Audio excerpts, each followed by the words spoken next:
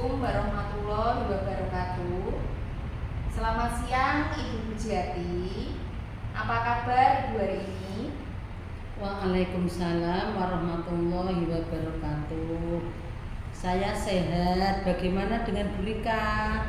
Alhamdulillah saya juga sehat. Nah, Bu Pujiati, 3 hari yang lalu saya sudah menyampaikan kepada Bu Pujiati kalau saya mendapatkan tugas untuk melakukan supervisi di kelas Ibu. Nah, untuk supervisi akademik ini ada 3 tahapan ini Bu. Yang pertama, tahapan pra-observasi, yang kedua observasi, dan yang ketiga tahapan pasca observasi.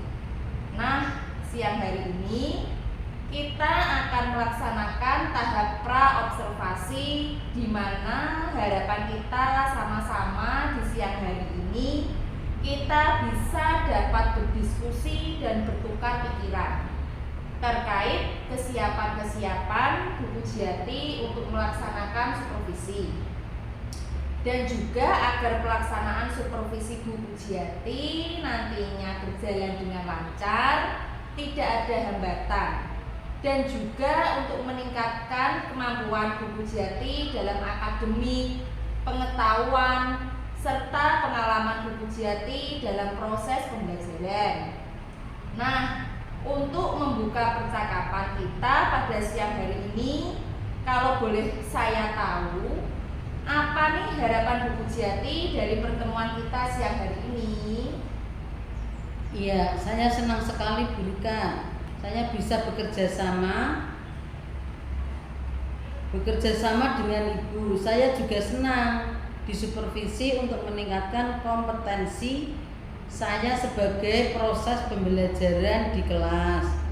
Dan saya ingin berdiskusi sama Ibu mengenai modul ajar saya yang akan saya lakukan, Bu. Baik, tujuan kita siang hari ini untuk berdiskusi terkait persiapan Bu Pujiati dalam pelaksanaan supervisi nantinya. Kalau boleh saya tahu nih, nanti Bu Puji akan menyampaikan materi tentang apa? Kami akan belajar tentang mata pelajaran matematika, tentang alat ukur beserta fungsinya untuk kehidupan kita dalam pemecahan masalah.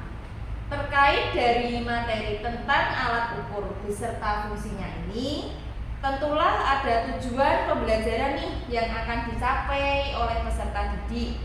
Kira-kira apa yang menjadi tujuan pembelajarannya Bu Pujiati? Nanti siswa akan saya berikan kegiatan untuk mengamati gambar, alat ukur, dan saya tempelkan, dan mendengarkan penjelasan dari saya terkait alat ukur. Kemudian siswa akan saya suruh maju untuk mempraktekkan cara mengukur benda dengan alat ukur yang sudah saya tentukan. Oke, baik, luar biasa sekali. Nah, nanti tujuan pembelajaran apa nih yang mau Bu Pujiati kembangkan? Ya, seperti tadi kan tujuan pembelajaran saya pertama itu kan mengamati dan mendengarkan serta maju praktik menggunakan alat ukur di depan kelas. Nah, di sini saya ingin meningkatkan keberanian siswa saya. Jadi, dengan maju ke depan, mereka akan berani tampil. Oke, jadi yang Ibu kembangkan itu yang pertama adalah anak mengamati dan mendengarkan penjelasan Ibu. Dan yang kedua adalah supaya anak itu bisa berani maju tampil di depan kelas yang akan menjadikan anak lebih percaya diri. Luar biasa sekali itu. Nah, kalau boleh saya tahu, apa saja nih yang sudah dipersiapkan untuk supervisi nantinya? Seperti ini Bu, ini ada rencana modul ajar dengan penerapan budaya positif dan juga akan menerapkan pembelajaran berdiferensiasi yang ber-KSE yang Ibu beri bimbingan kemarin. Bagaimana untuk mencantumkan KSE ke dalam modul ajar saya.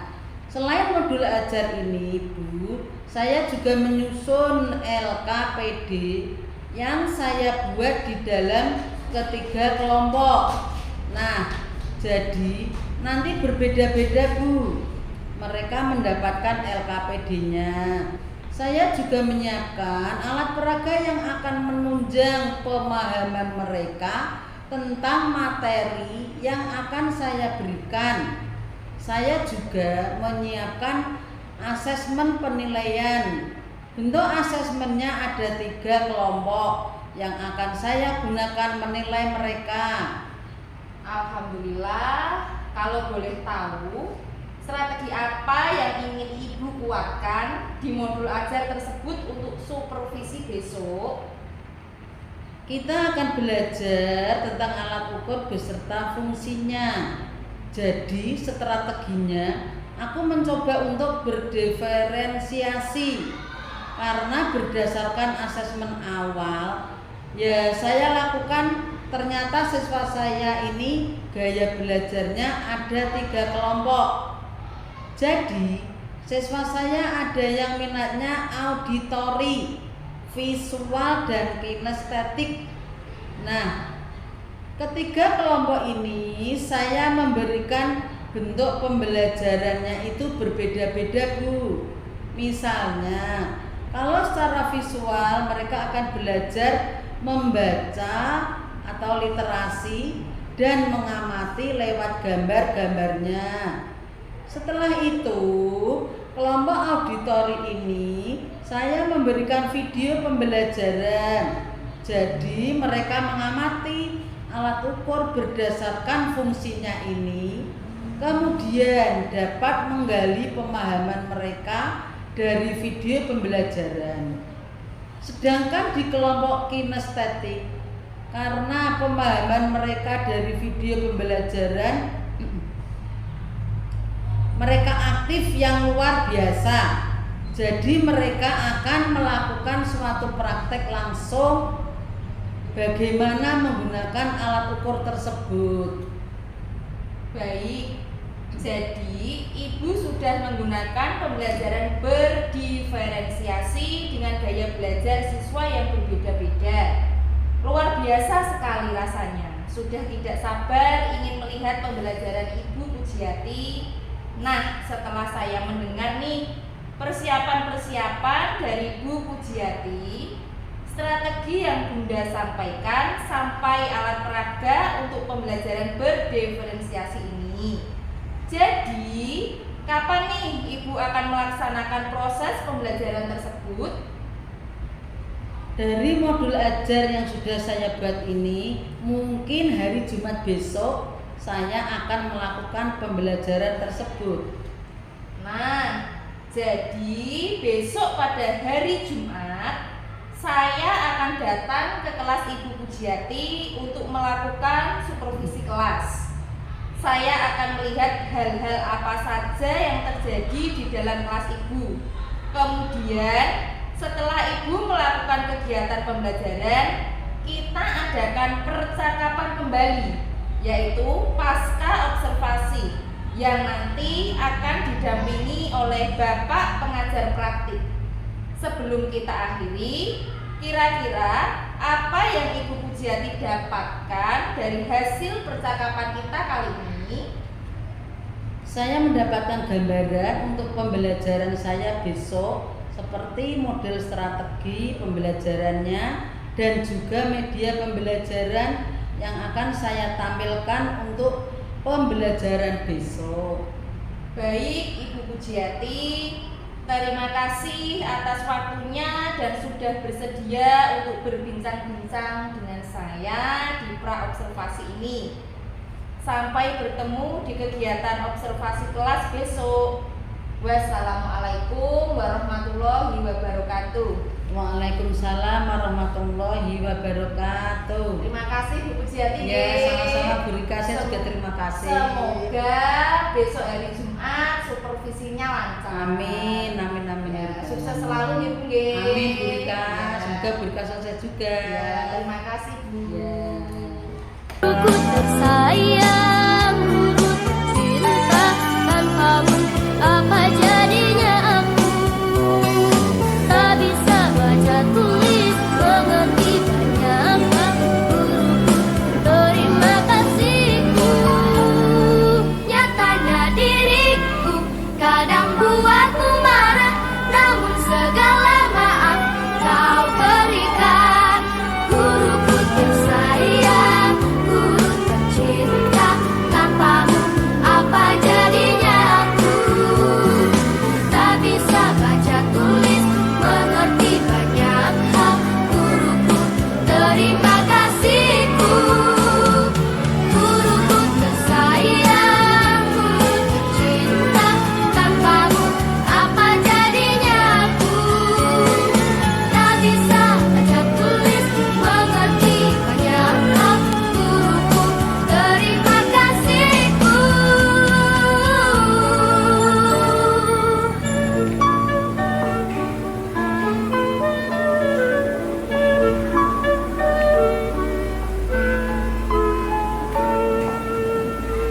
Warahmatullahi wabarakatuh.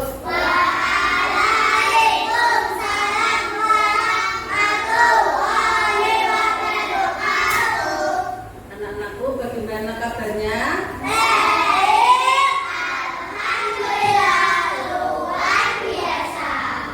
Anak-anakku, di pagi yang cerah ini kita akan belajar mengenai alat ukur apa nak? Alat ukur. Anak-anak sudah pernah mengukur belum? Ya, masa belum? Contohnya mengukur buku, mengukur berat badan. Nah, nanti di sini ini guru akan ajak anak-anak untuk belajar mengukur apa nak? Mengukur. Sekarang ini Bu Guru membawa apa ini anak-anak lihat? Penggaris. Siapa yang punya penggaris? Ya, betapa mana penggarisnya? Dikeluarkan ayo. Penggaris. Penggaris ini gunanya untuk apa anak-anakku? Untuk menggaris, untuk mengukur. Mengukur contohnya misalnya anak-anak mengukur buku. Nah, ini ada buku. Diukur. Bagaimana cara mengukurnya? Mulai dari angka 0. Coba anak mengeluarkan buku dan diukur coba yuk. Nah, yuk dikeluarkan bukunya sendiri-sendiri. Terus diukur. Ukur dari 0, angka 0 mana biasanya ada angka 0-nya tidak? Ada yang diukur semuanya. Ayo, berapa? 20, berapa lagi nama Sauda berapa? 21 punya Mas Sauda. Mas Reza berapa? 21 punya Mas Latif. Mas Haris? 20. Mas Tristan? 21. Mbak Rara? 15. Mbak Merita 20. Itu adalah penggaris. Gunanya untuk mengukur panjang atau lebar sebuah buku. Nah, anak-anak sudah mencoba semuanya. Dan nah, ini adalah ada gambar penggaris. Selanjutnya adalah anak-anak mengukur berat badan. Nah, siap anak-anakku? Siap. Ini adalah gambar timbangan badan. Selanjutnya ini adalah timbangan berat badan. Ayo sekarang urut menimbang berat badan dari Mbak Anin. Ayo Mbak Anin maju. Nah, ayo Mbak Anin maju. 1, 2, 3. Nah, ayo nimbang berat badan dulu Mbak Anin. Ayo 1, Mbak Anin nimbang berat badan. Berapa kilo Mbak Anin? Wow, Mbak Anin kok berat mas 35. Nah, ayo sudah.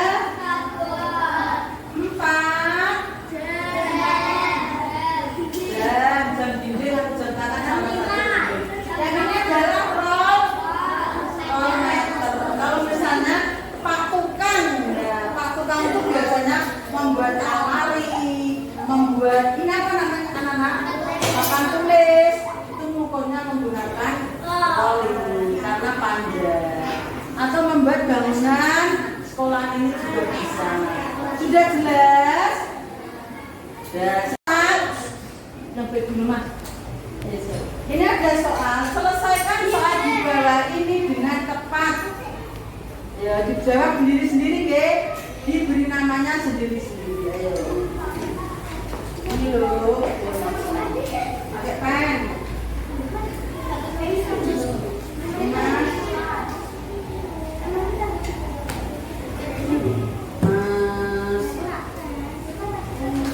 Ayo. Namanya di atas paling atas. Ya, diberi nama, dibaca soalnya. Terus dikerjakan sendiri Tadi udah jelas toh? Alat ukur macam-macamnya, gunanya untuk apa? Oke anak-anakku.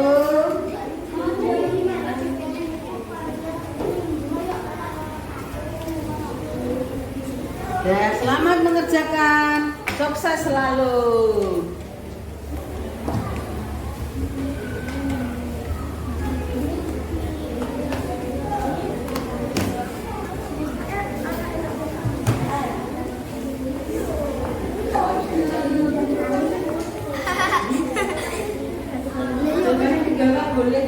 Jawabannya di bawah boleh nggak Pak? Langsung diberi nomor dan jawabannya. Tulisannya yang bagus harus bisa dibaca.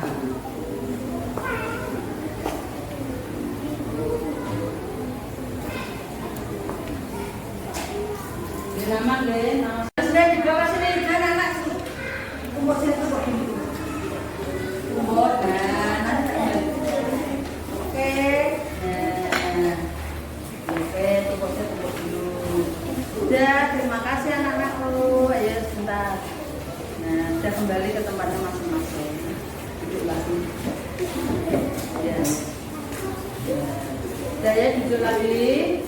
Yang baik. Oh, anak-anakku sudah bisa mengerjakan tadi?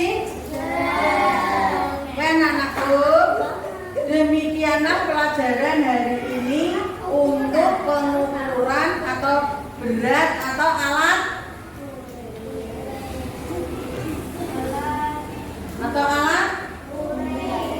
ukur. Nah, untuk itu anak-anak harus tetap rajin belajar.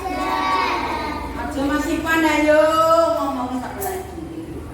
Ya anak-anakku tetap rajin belajar, terus belajar mengukur buku, terus meja atau yang lainnya. Nah, guru cukupkan sekian pelajaran hari ini. Assalamualaikum warahmatullahi wabarakatuh.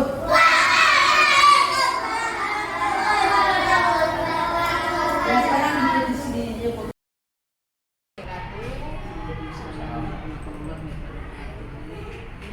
Jati dan Bapak Sundadi, bagaimana kabarnya? Alhamdulillah. Baik, sehat. Baik, dalam percakapan pasca observasi kita kali ini, saya akan memberikan pertanyaan-pertanyaan kepada Ibu Pujiati terkait dengan jalannya observasi atau pembelajaran di kelas yang sudah Ibu Pujiati lakukan, dengan tujuan untuk mengevaluasi sejauh mana proses pembelajaran yang sudah Ibu lakukan. Untuk pertanyaan pertama, bagaimana perasaan Ibu Pujiati terkait dengan jalannya kegiatan observasi kelas yang sudah berlangsung? Iya Bunda, perasaan saya karena belum terbiasa melakukan observasi atau disupervisi di dalam kelas, jadi ada perasaan gugup atau tegang. Namun alhamdulillah sudah berjalan dengan baik. Alhamdulillah sudah berjalan dengan baik, Bu. Bisakah diceritakan kembali area yang dikembangkan di dalam kelas? Kemudian langkah-langkah pembelajaran apa yang Ibu lakukan di dalam pembelajaran? Baik Bu, untuk area yang saya kembangkan adalah literasi dan kolaborasi siswa. Dan untuk langkah-langkahnya itu, yang pertama, saya membuat modul ajar yang berdiferensiasi dan terintegrasi dengan KSE. Kemudian, saya membagi kelas dalam beberapa kelompok kecil sesuai dengan gaya belajar siswa. Baik, jadi area pengembangannya pada kegiatan menyimak dan kolaborasi siswa ya Ibu. Nah, menurut Ibu, sejauh mana area pengembangan yang sudah Ibu sampaikan? Sudahkah berhasil dilaksanakan sesuai harapan Ibu atau tidak? Menurut saya, alhamdulillah sudah berjalan dengan baik. Namun sedikit banyak masih ada kekurangannya. Alhamdulillah sudah berjalan dengan baik, walau masih ada kekurangan. Nah, menurut Ibu, kendala apa saja yang Ibu hadapi saat melakukan proses pembelajaran? Kendala yang saya hadapi yaitu pada saat melakukan proses pembelajaran itu yaitu kurangnya masih ada siswa yang kurang aktif dan juga sulitnya dalam memanajemen waktu. Hal itu bisa terjadi Ibu. Iya Bu, karena kurang aktif itu alasannya yaitu saya tanya ke siswa, ternyata dia belum sarapan sehingga mengganggu konsentrasi belajarnya. Dan manajemen waktu juga sangat sulit bagi saya karena tidak terasa sudah masuk waktu istirahat.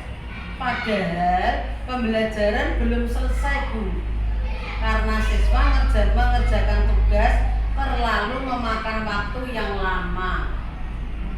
Nah, dengan adanya kendala-kendala tersebut, solusi apa nih yang tepat menurut Ibu dalam mengenai masalah tersebut? Mungkin kalau dalam masalah anak belum sarapan sebelum berangkat sekolah, saya akan mencoba untuk menyampaikan kepada mereka pentingnya sarapan setiap pagi.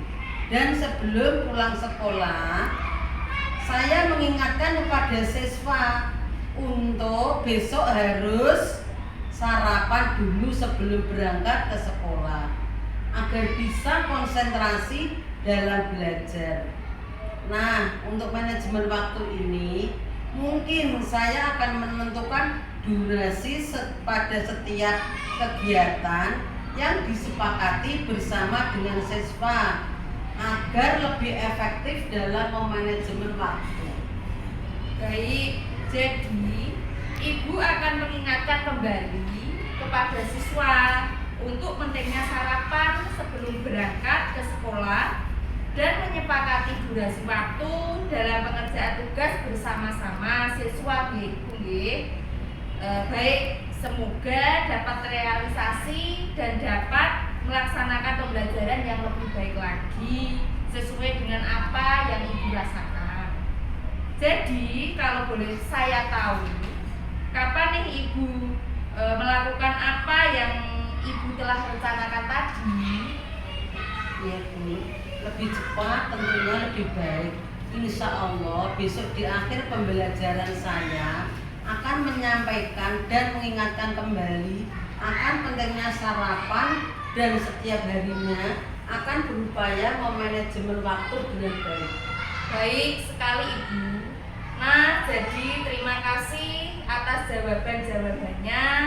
Semoga rencana Ibu Pujiati dapat terrealisasi dengan baik sesuai dengan harapan.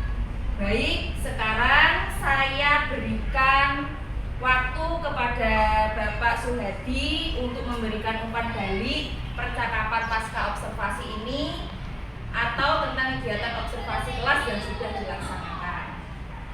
Monggo Bapak. Area pengembangan itu di dalam proses pembelajaran. Yang pertama itu lingkungan belajar yang nyaman. Yang kedua itu proses kegiatan belajar mengajar yang efektif. Dan ketiga adalah asesmen dan empat.